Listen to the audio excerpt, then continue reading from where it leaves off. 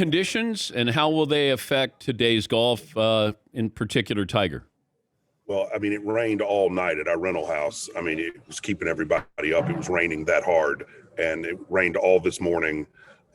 Rays Creek is up. I mean, as you know, they have incredible technology here, so they can suck a lot of water out of the fairway, but it'll be a slog for the fans moving around. I mean, they can get the water off the course, but everything else will be a mud pit. How's that going to affect Tiger? Like anything that makes walking harder. I mean, I think cold in the morning is hard. I mean, he talked about that the other day, that, you know, his leg is full of plates and rods and screws. And, you know, there's something interesting and beautiful about watching his main opponent now just be the ravages of time and injury as opposed to other golfers. So, I mean, walking is hard for him. You know, you start to look at this, and it feels like it's an optimistic bet that the gamblers are saying that Tiger making the cut, Tiger winning. And one sports book in Vegas said the realistic odds are about 200-1. What chances would you give Tiger to win the Masters? You know, you learned a long time ago in professional sports writing that the rules are, you know, every dinner is $24.99 and don't ever bet against Tiger Woods. And so, I mean, I would never do that. And, you know, I look up at I'm looking right now at the people who are starting, and, you know, I don't see a lot of guys who want to go head to head with Tiger on the back nine on Sunday if he can get there. So, I mean, 200-1, sure. I mean, 14 months ago, this guy was in a hospital bed. He stayed there for 3 months and then into a wheelchair and then into crutches and then a step, then 2 steps. So the fact that he's able to walk is staggering.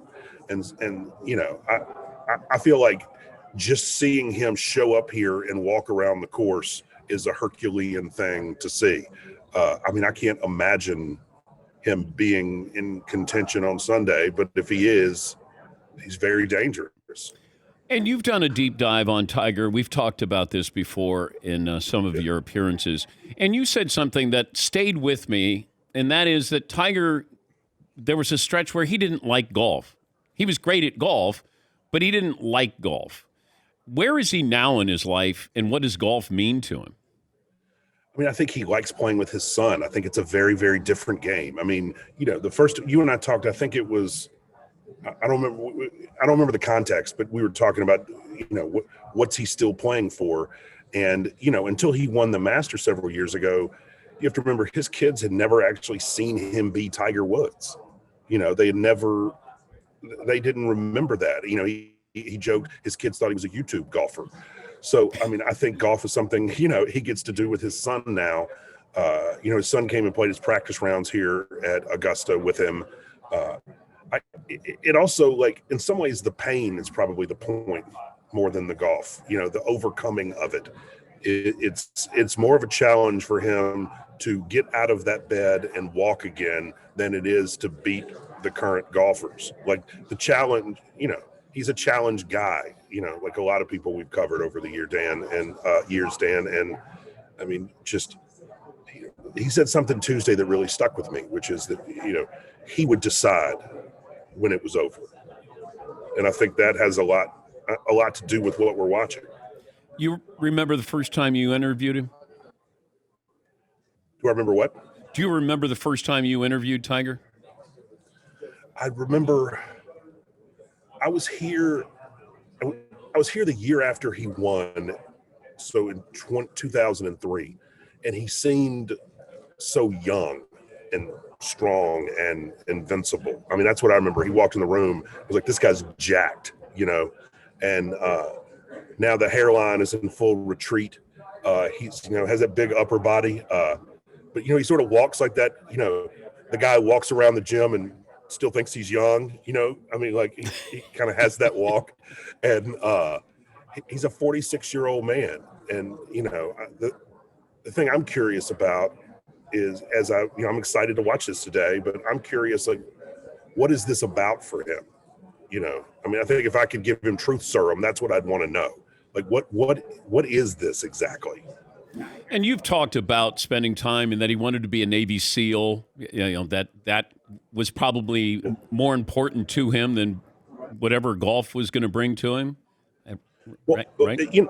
yeah, I mean, like, we had the book out a couple years ago, The Cost of These Dreams, that has that story you're talking about, that tiger story in it. And uh, yeah, I mean, the through line between that and this is that the overcoming of pain and the overcoming of your own limitations in some ways is more interesting to him than getting around a golf course in less strokes than some of his current peers.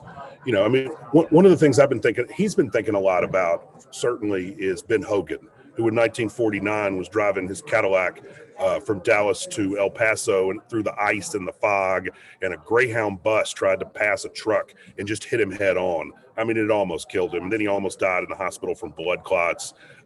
And he came back. They didn't think he was going to walk again. And he came back, a very diminished version of himself, in his opinion, but won 6 more majors. And, Tiger is very well aware that if he would have had his car wreck in 1949, he would not be playing today. But, he was very gracious in thanking the whole army of surgeons and physical therapists and physios. And, I mean, his peers now are people like Ben Hogan, not people like Dustin Johnson.